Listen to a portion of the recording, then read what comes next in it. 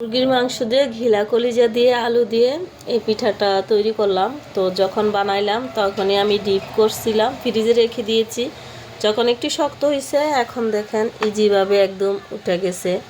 তো এখন এটা আপনারা ডিপ করে রেখে অনেক দিন রেখে ভেজে খেতে পারবেন। যখনই আপনারা খাবেন, রোজার মাস আসতেছে, রোজার মাসও ওইভাবে বানিয়ে আপনার ফ্রিজে রেখে দিতে পারবেন। ফ্রিজ থেকে আপনারা যখন ইফতারি করবেন তখন নামিয়ে ভেজে আপনারা ইফতারি করতে পারবেন। এই পিঠাটা খেতে খুবই স্বাদ, খুবই দুর্দান্ত, অনেক মুখে লেগে থাকে, খুবই সফট। এই পিঠাটা বানিয়ে দেখবেন, খুবই মজা।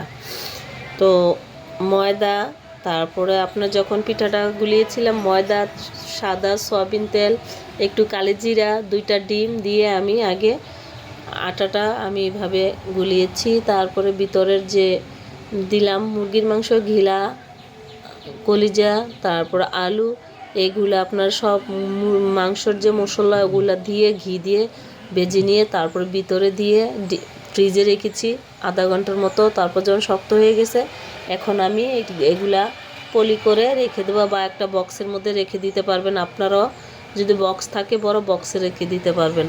তো সবাই ভালো থাকেন, আল্লাহ হাফেজ।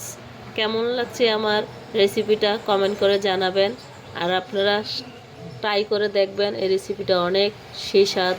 আল্লাহ হাফেজ।